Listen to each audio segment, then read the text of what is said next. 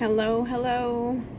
It is afternoon and I am at my shop and I am currently eating kale and strawberry salad that I prepped at home with my own kale and my own strawberries that I created. Not my own dressing, which when I was starting to eat it, I was like, oh, probably should have created my own dressing. That would be super cool. So next time, there's always next time, which is wonderful. As I was eating this, I am doing a lot of emails and getting things done. But I thought I would pop on just to talk about a couple things. I have a busy weekend coming up. Story of my life. Story of probably many people's lives. I am going to start an indigenous garden with some of our relatives, and so that will be happening. We will also be going to the farmers market that we created near our home, and that will be happening. I am going to try to showcase a little bit of bits and pieces of that coming up, but I wanted to talk about the last video I recorded. I talked about cabins and land and all of these things, and I have been really looking into researching all of that. So questions I'm asking myself are zoning, is it commercial? Is it residential? Is it agricultural? Obviously it's going to be agricultural. I want to start a bigger homestead. I want to be able to camp, all of these things.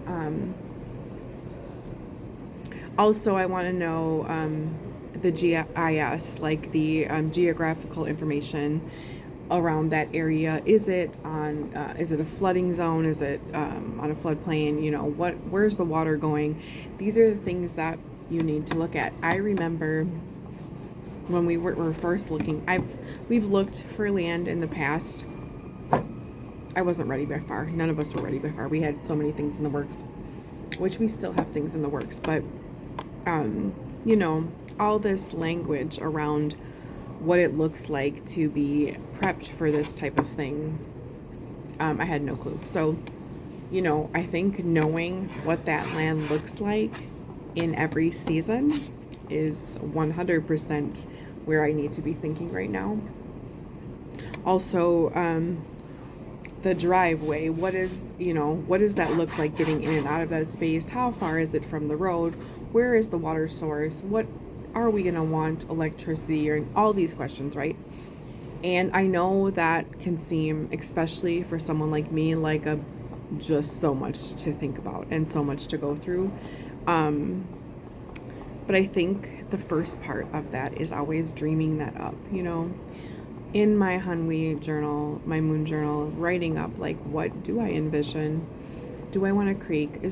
Do I want a pond? Do I want it by a lake, a dock, all these things, how much acreage, or, and then also praying on that and sitting with that and letting the ancestors and creator do their thing, and making sure that we're in a right space to tend to all this in a good way, right? I don't want to throw my family in a space and be like, oh, here we are, we're just going to make do. Although I will say that there is benefits to doing that. I've done that before.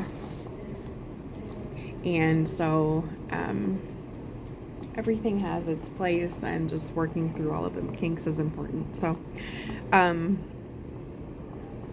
that being said, there is a lot happening and a lot of conversations happening, and we are really excited. I am not pushing anything. I am just being grateful for everything.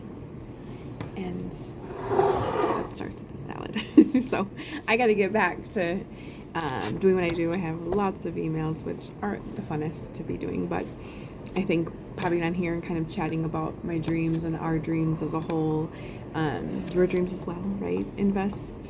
Investigate them little trickles of dreams that pop into your heart, and see about how you can nurture them. And writing that down and chatting about that amongst your relatives is a great start off and a great jump to where you want to be. So if I can nudge you in that way, please take that nudge, because it's fun.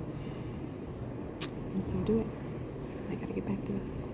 Dumpcake. I wanted to show everyone the farmer's market. It was beautiful and delightful. We had a great time. There was performances and all kinds of food, some daisies I bring home. And then I made this wonderful strawberry dump cake.